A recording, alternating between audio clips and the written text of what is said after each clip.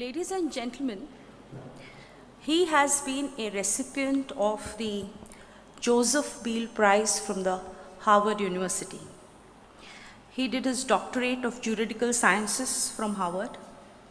The 50th Chief Justice of India, Honorable Dr. Justice CJI Chandrachud, was the Additional Solicitor General from 1998 till his elevation as a judge. A jurist, an academic, an author and an eloquent speaker, and may I tell the young members of the bar who are here in large number, a most sought after professor in the Bombay University. Justice Chandrachud has spearheaded the proliferation of technology in judiciary, one of the vital consequences of which I think is the democratization of the bar. May I now request Justice Chandrachud to kindly address the gathering. Ladies and gentlemen, Justice Chandrachud.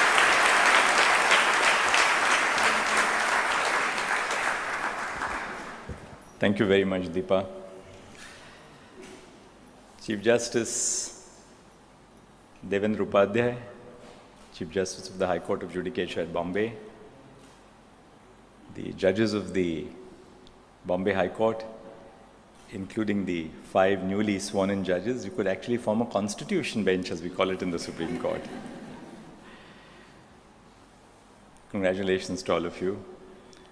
The Advocate General, Dr. Biren Saraf, President of the Bombay Bar Association, Shri Natin Thakkar, President of the Advocates Association of Western India, Mr. Prashant Radekar, President of the Bombay Incorporated Law Society, Faizana Behram Kamdin, distinguished guests from Ireland, senior and other members of the bar who have assembled here and really humbled me by your presence. And last but not the least, my best friend, critic, but above all, my fierce protector, my own spouse, Kalpana. I decided not to speak from a prepared text. My secretary and my law clerks reminded me yesterday that I have to speak this evening, and have I prepared something. Partly due to the pressure of work, we were working on constitution bench judgments which I have to deliver before my term comes to an end. But above all, it's not just the pressure of work. I was wondering how I sum up 40 years of a judicial career, the best moments of which, in a sense, have been spent in the precincts of this court in the space of a few moments. You know, in the movie Laww Story, which I'm sure so many of you, at least of my generation, have seen, there's a song which begins with the words, "Where do I begin?" And that's something which struck me, where do I begin? But then as I sat here, I'm sure you saw me writing furiously, the memories all just started flooding into my mind, just sitting here and observing the beauty of this courtroom and the warmth of your friendship and affection. Well, I was very happy to learn a few months ago when you hosted the first reference for a retiring judge, Justice Gautam Patel. Happy not because Gautam was retiring, because you lost such a fine judge, a very erudite judge. But happy because I thought perhaps I have a little sliver of a hope that you might just decide to host a reference for me now. I always watch the podcasts of the Bombay Bar Association, the lectures which are hosted online. When the day is done, you know, I look at something new, an interview, a speech by Mr. Thakkar, a speech by your retiring judges. So I thought there was cause for hope for me. I've had previous speeches in this very hall, the Central Court. There was a conference on mediation in the late 1990s when Chief Justice M.B. Shah thought that since I had organized the conference and it was a conference on mediation of which we didn't know much at that time, that I should be given that slot of the last speaker that evening. So after a day of work was over, I was the last speaker that evening. I was here when you felicitated me when I became a judge of the Supreme Court, and then 2 years ago when you invited me when I assumed the office of Chief Justice of India. But today is very different for me. Today is a moment of thanksgiving. It's a moment of reflection, but it's also a moment of remembrance. Thanksgiving because I owe everything to this institution. Reflection on what the journey has been, and remembrance for those who have come here in that great tradition of the bar and the bench, and in whose path we have tried to follow suit. Well, Farzana began by saying that the stenographer whom she met told her how flawlessly I would dictate plaints or petitions in suits or writ petitions. Well, there's a sting in the tail, as there is always a sting in the tail behind every story. We used to have this wonderful stenographer called Aziz, who used to be working for one of the judges over here. Now, the reason why everybody felt we dictated flawlessly was about midway through the argument, midway through the dictation, Aziz would just put up his hand and say, "I'll now do the rest for you." Fortunately, I didn't carry that tradition to the bench of allowing my stenographer to take charge of what I was going to dictate. So when you came to the end of the dictation on facts and you were about to dictate that you sought a writ of certiorari to quash that government order, or seeking a writ of mandamus for the performance of a public duty, and most important, the interim relief which really decided the fate of the case, usually Aziz would tell you that I know what is to be done, I'll frame everything properly. The only regret which we had in those days was that the fee which we marked for the brief was a fraction of what he charged for typing the writ petition. There have been very happy memories in this very courtroom. One of our very distinguished judges had initials which began with DR, and we called him Doctor.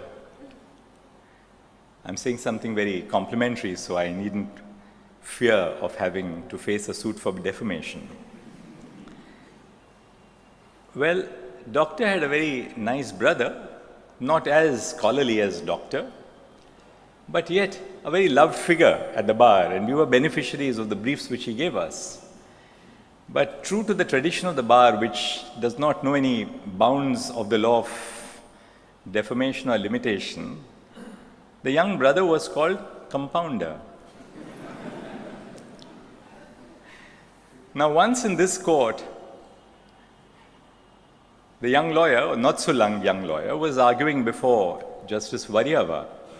We didn't have the air conditioning in those days. There were no nets to keep the pigeons away, and there would be a constant flurry of pigeons entering this courtroom.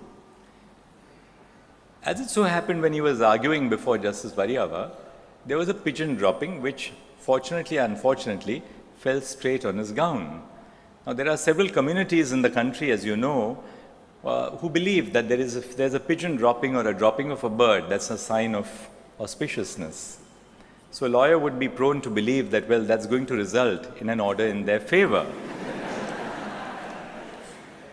But lo and behold, Justice Variava looked at him, and then gave him a half smile. And then he looks at Justice Variava and says, "My lords, the peacocks have become very mischievous." But we also had a Chinese delegation in this courtroom, where one of those peacocks, the pigeons, hit the fan and then fell straight on the ground in a pool of blood. Now that I look at all these things from a vegan perspective, I say, what a loss of one more life in nature. As a Chinese delegation, I thought I was the general manager catering, as several of my colleagues called me, because I was in charge of ordering food for all these events.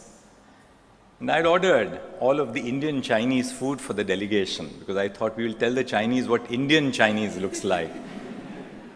And promptly, the Chief Justice sent for me and said, but why do you have to order so many dishes of noodles? And can we not cut down on the expense? So I then realized, that we had Chief Justices who were very scholarly, Chief Justices who were pretty much practical, others who were visionary. I used this courtroom to escape from clients and solicitors who were trying to chase me. Because one of the secrets which I had developed as a young lawyer was to go into a court where I was no work at all, because nobody would track you down in that court. And I would sit in the last row and read my cases which were likely to come up that day or the next day. And I spent so much of time watching from this courtroom. It used to be the tax bench when I was a young member of the bar. And all these ITRs, the income tax reports, would be spread out into this courtroom. But honestly, looking at so many of you who were so gracious in complimenting me this evening, looking at you and following your careers, I realize how distinguished you have become. Years ago, I would have called you Venki. Venkatesh came and gave me this lovely memento. There's, of course, my very dear colleague in chambers, Biren. Then there's Deepa, Farzana, so many of you who I now see across this courtroom, and forgive me for not mentioning all your names. But I do believe now that you have become so distinguished. Am I justified in calling you by your first names as I did then? But I must share a secret with you. When I joined the Bombay bar, the bar of our High Court, I joined the chambers of Mr. Temtan and Deharujana, a fearless lawyer, an erudite lawyer, a scholarly lawyer. We were a small chamber. He would carry his own satchel to his car, never relied on a peon to carry his briefs. I walked into his chamber and said, "Good morning, sir." And he said, "Look, there are no sirs at the Bombay bar. You better learn to call me Temtan." And I've carried that tradition through to this day in the Supreme Court. And I call all my colleagues by their first name. And I think that sets a sense of camaraderie, a basic degree of equality, particularly when you become senior as a judge or senior as a professional. The ability to reach out to people, to make them feel one with you and understand you and not be a distant spectator from you, is the heart of any work in a public institution. Just this morning, when I handed over a potted plant to the Chief Justice designate, my successor, Justice Sanjeev Khanna, I said to myself, can I call him Sanjeev, as I always do in the morning? And I said, well, at least until the 11th of November, I'll do that. And after that, I'll call him Chief Justice. Because there's something about calling each other by your first names which endears you to each other. And I think that has been the great tradition, particularly on the original side. On the appellate side, it was a little different because we, of course, belong to a different area of social life where we pride relationships, we respect relationships, and we expect that sense of respect by calling people with a more honorific name. But that shows the diversity of our court. This diversity which truly brings the melting pot of traditions, cultures, and ideas into the institution of the Bombay High Court. When I joined the profession, honestly, I was overwhelmed at entering into the portals of the Bombay High Court. I'd had a brief tenure of practice in the Supreme Court, but there was nothing like the Bombay High Court. My senior sat on the middle table in the bar library on the second floor, and there were distinguished members of the bar on that table. There was, of course, the redoubtable Avinash Rana, who I'm so grateful for his presence this evening, Iqbal Chagla, and so many other lawyers who were part of that central table. If we just walked into the corridors, we had judges like Justice Painse. Painse, for the simple reason that I mentioned, that if you walked by his courtroom after lunch and he had just assembled, you could be sure that it was 2 o'clock in the afternoon. His sense of professionalism, he was always ready with all the briefs that came up before him.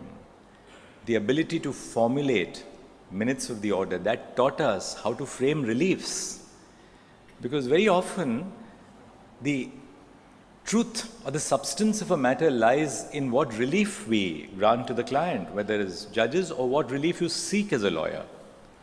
Too often a good case can be lost just because the inability of a lawyer or the judge to formulate the relief which has to be granted. But Justice Painse, he was very brief, sometimes even curt. He couldn't stand up to fools, and I got the wrong end of the stick on large number of occasions from him. But absolute sheer brilliance, and we were mentored by Justice Painse.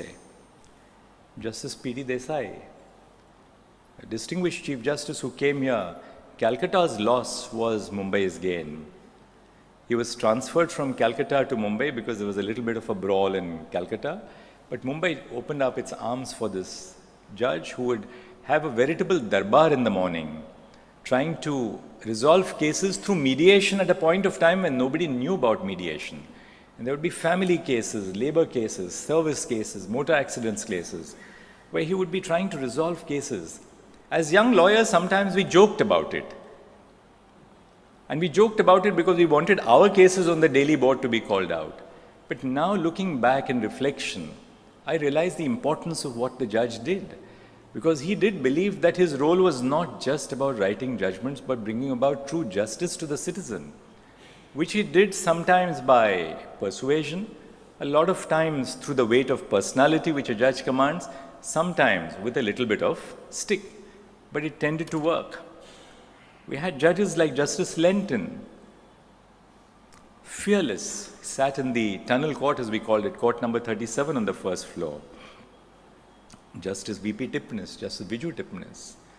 He had the ability, even if he was holding against you as a lawyer, he would have the ability to formulate what you had argued and lift it to a different level. So the great reward of appearing before Justice Tipnis was not the fact that you had won or lost, because that's subsidiary. Just as a doctor doesn't guarantee the success of the treatment of a patient, how can a lawyer guarantee a result? Because contingency fees anyway are illegal in India. But what he would do is that if you argued a point, he would lift your argument and place it at a level or pedestal which even you had not done. That was also a training to the lawyer of what I could have argued, but which I didn't. I argued perhaps at a much lower plane, but here was a judge who could lift what I argued into a different plane. So it was a training ground for those like me who became judges, but it was also a training ground for us as lawyers to understand how an argument, by a simple reconceptualization, can be lifted from the mundane to the sublime. Justice Sujata Manohar, one of the fine and first of the women judges to occupy judicial office here and then in the Supreme Court, not exactly the first in the Supreme Court, but a distinguished judge, grace personified, but grace combined with a strength of character and ability to stand up to anybody. There was no way anybody could browbeat the judge. Justice A.P. Shah was so fond of encouraging us as young members of the bar.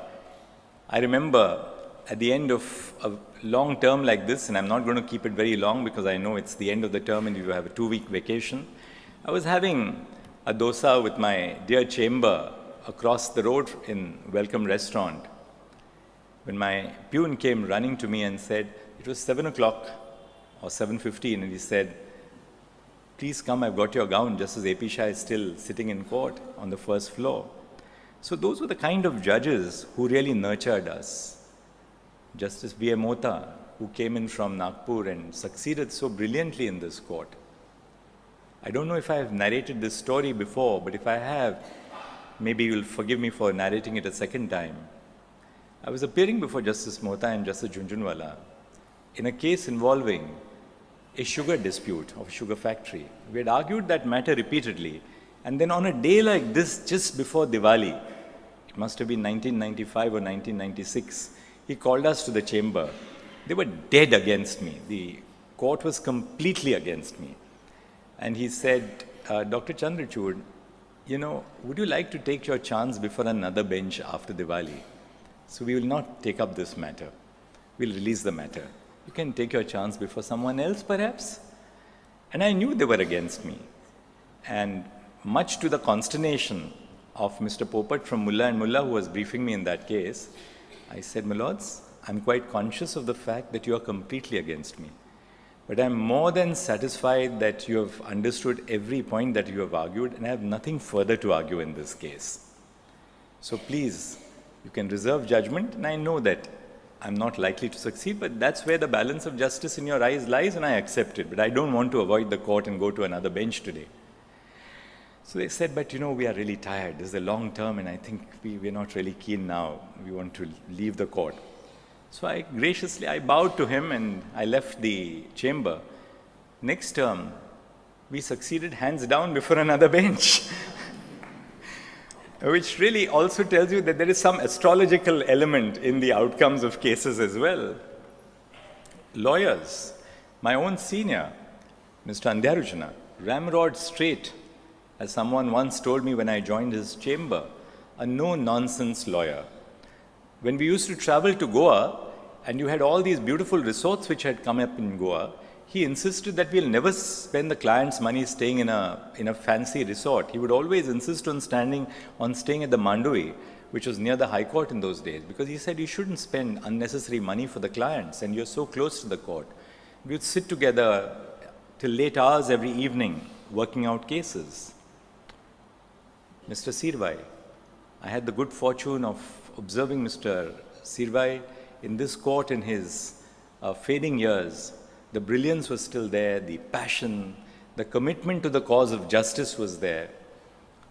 I remember arguing the challenge to the validity of the Public Premises Eviction of Unauthorized Occupants Act, when he argued sitting down before a bench of Justice Bharucha and Justice Sri Krishna. Again, I was the last counsel to argue. And I pointed out something which was a new judgment which was dead against us. And Mr. Sirvai then got up and said, "My lords, this is in the best tradition of our bar. This young junior has cited a judgment which no one wanted to cite. And I was going to begin with this judgment.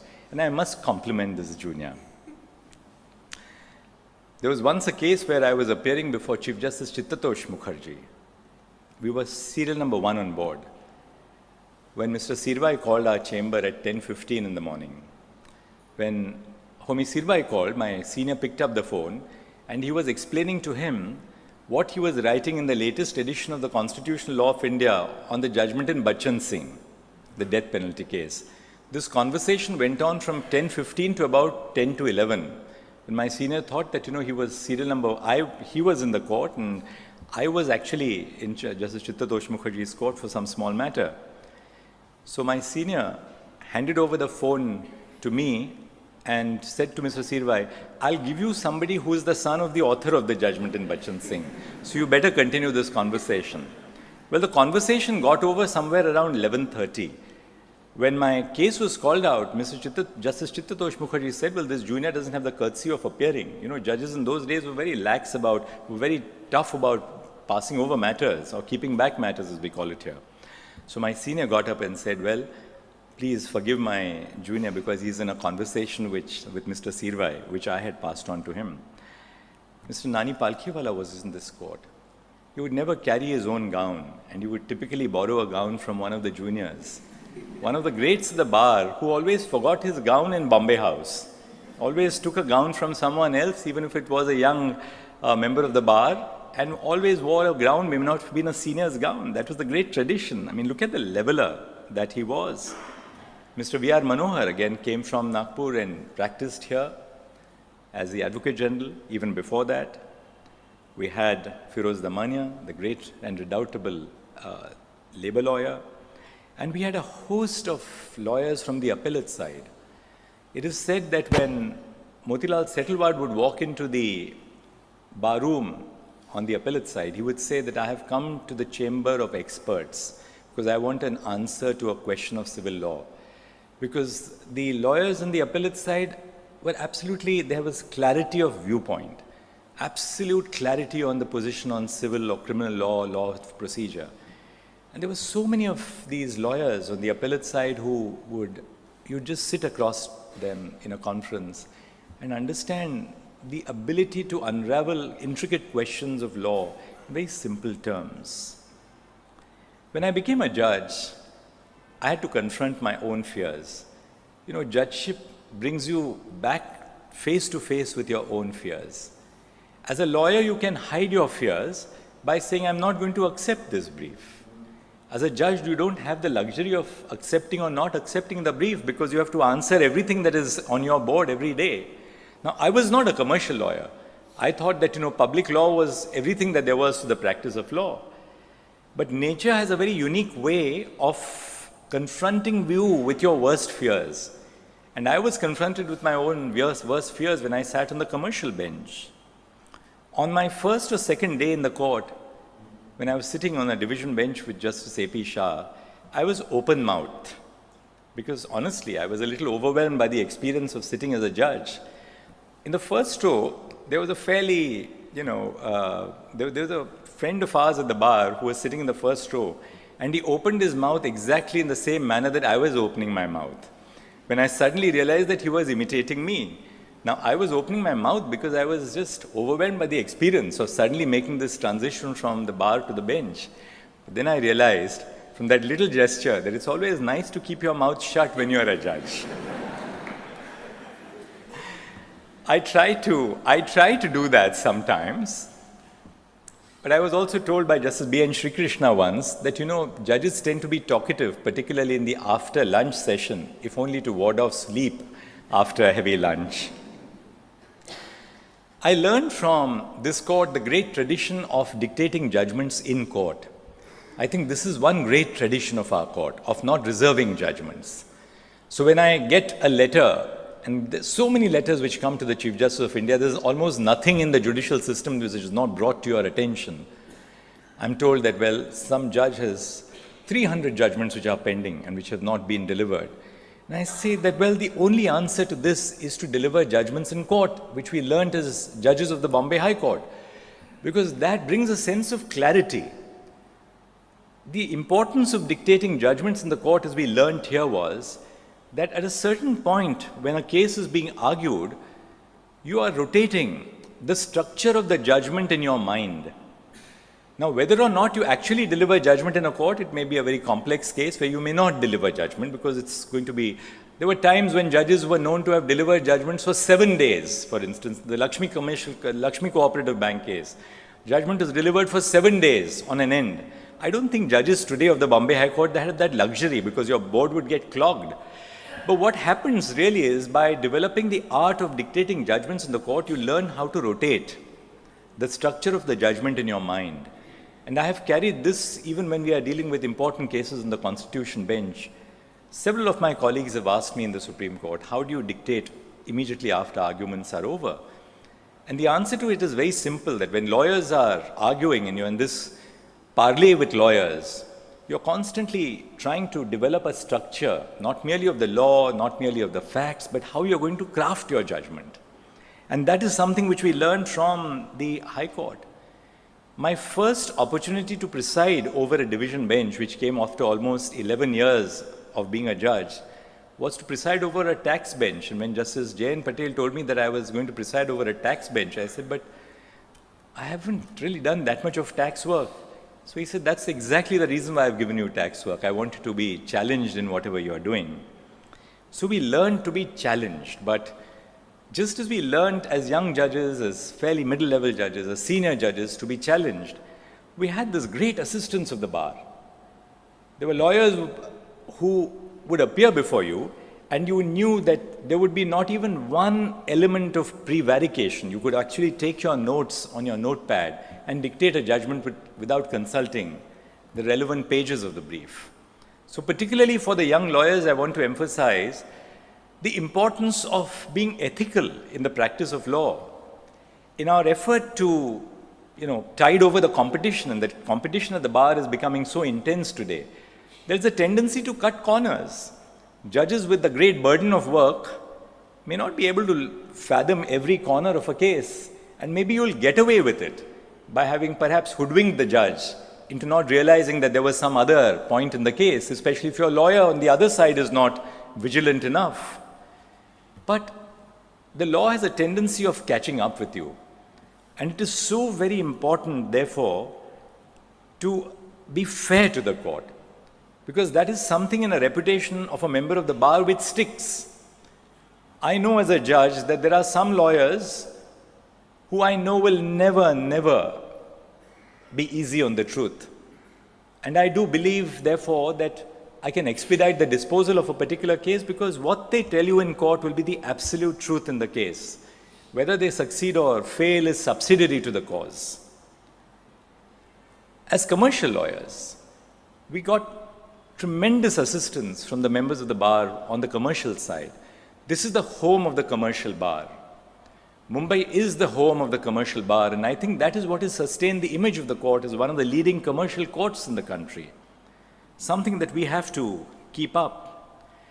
But above all, I always ask myself, and I say this is a time of reflection, what is it that has made the Bombay High Court the institution of preeminence in the country?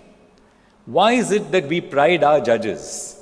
And now I look at it from a slightly distant perspective of having left this court as a judge over 11 years ago, though my heart is with the court every single day. The first is, I think, the fearless independence of our judges of the court. This court is known for its fearless independence. And that emanates from the portrait of Sir John Peter Grant. And judges who told the governor in colonial times that if you do not observe my writ which I am issuing, I'll close down the court, but you better observe my writ. So it's this fearless sense of independence which has sustained the court. In challenging times, like the years of the emergency, when people were losing their head, the Bombay High Court didn't lose its head. There were judges who were transferred from here to Calcutta. Justice Parsa Mukhi, who was transferred from here to Calcutta and died in Calcutta because of his health, but yet didn't waver from the cause of justice. Justice V.D. Tulsapurkar, Justice R.M. Kantawala, a whole lot of judges in those days who stood behind what they believed was correct in the interests of the pursuit of liberty and equality and due process for our citizens. The second important element which we must not forget is peer pressure. Judges behave as judges because you're constantly intermingling with people upon whom you depend for support, upon whom you look for guidance, upon whom you seek friendship in times of distress, in times of happiness, in terms of normal times. And third, the element of scrutiny which gets into our work. Nothing which a judge does, including keeping their mouth open in the court to writing a good or an indifferent order, misses the scrutiny of the bar. And that element of scrutiny is what guides the work of our courts. But above all, what is it that sustains us? I've been writing some interesting judgments of late. We've decided on whether royalty is a tax or royalty is a consideration for minerals extracted. We delivered a judgment yesterday setting at rest a controversy, I hope, of 30 years on who has the right to regulate industrial alcohol, whether the center or the states, so on and so forth. But I think what sustains us, that's an alarm clock that I better finish soon. But what sustains us as judges is our sense of compassion for the society in which we render justice. So for me, what has sustained me over the years is that student from a Dalit background, a child of a marginal daily wage laborer who got admission to IIT Dhanbad, but who couldn't pay a fee of 17,500 rupees by the time that he had to upload his documents and fee online, and would have lost admission were we not to grant him relief. You can find 25 reasons of a technical nature not to grant relief to a citizen.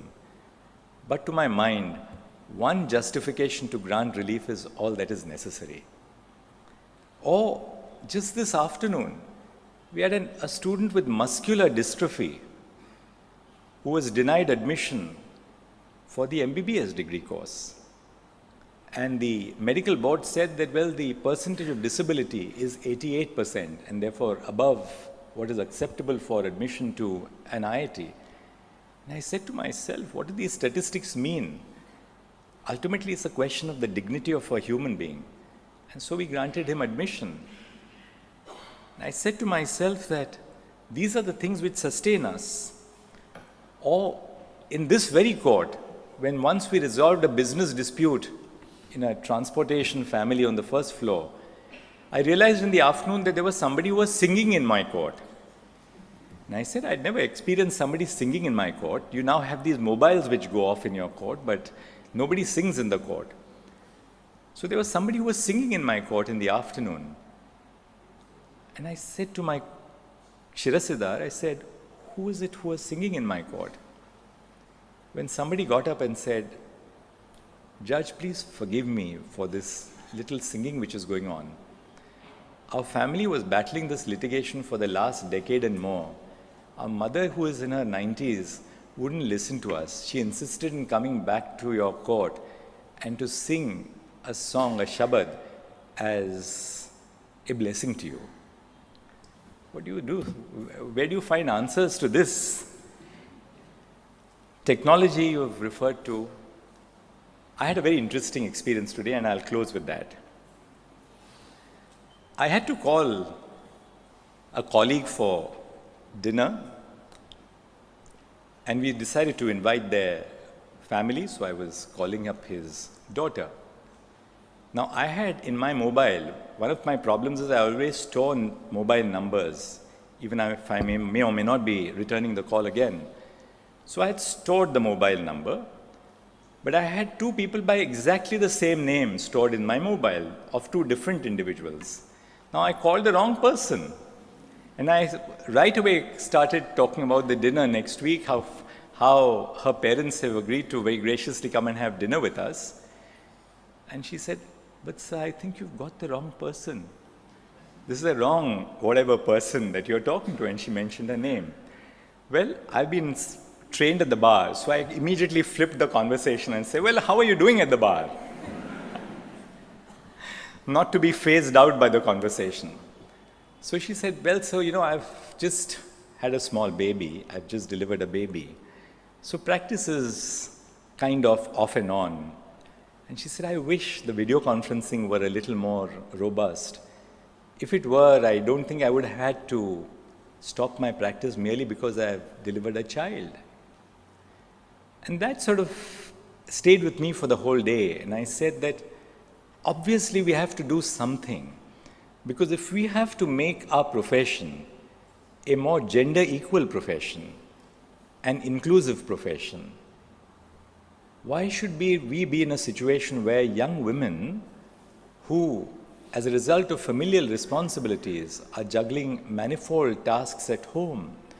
And we know that women in our society are professionals, they're mothers-in-law, they are relatives, they are making these visits, flying visits to hospitals, they're visiting their parents in different towns in the state and beyond.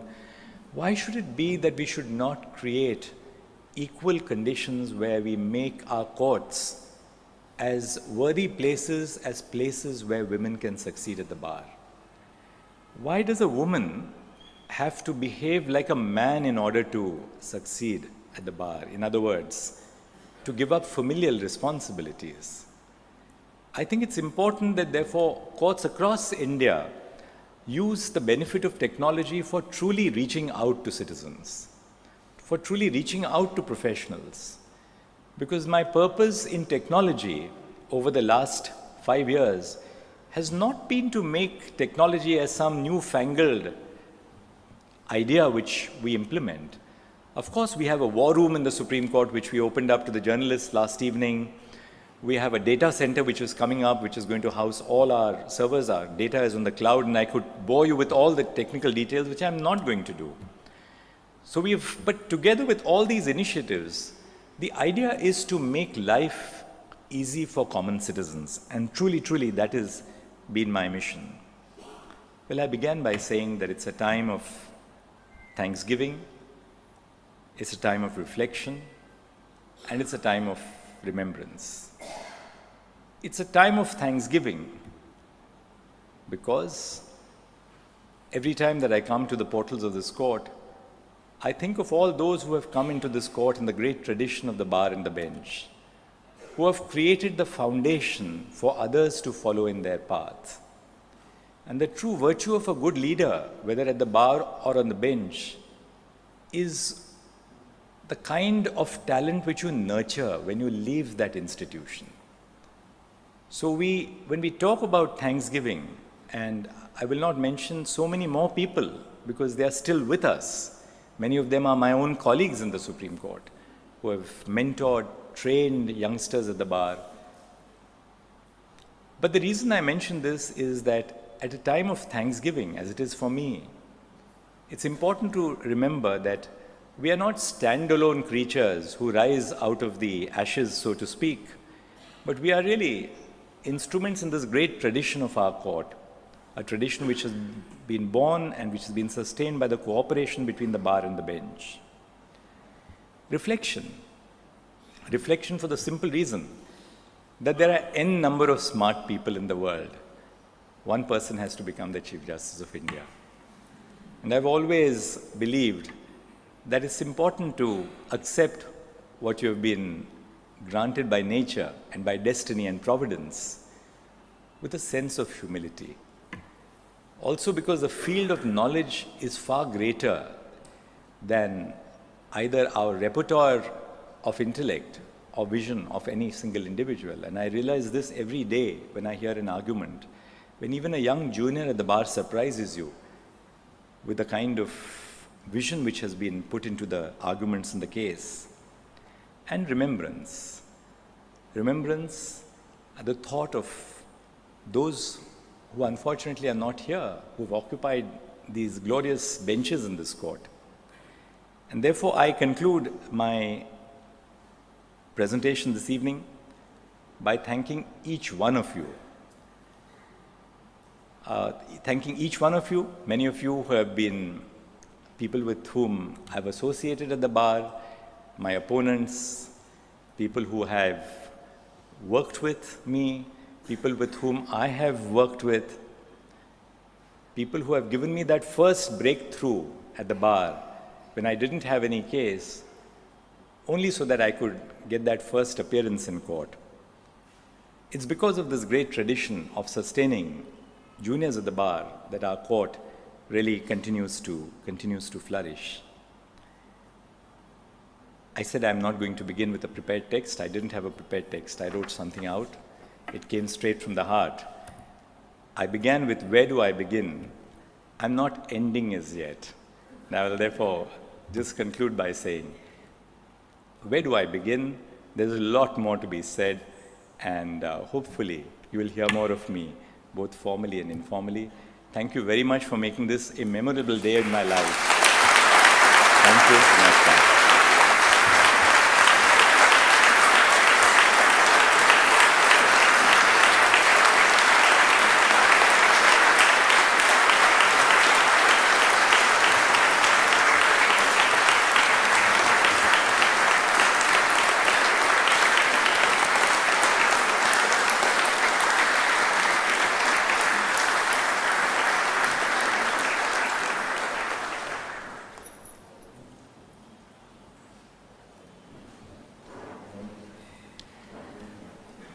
Thank you, Chief Justice Chandrachud, for recapitulating, recounting so many events, personalities,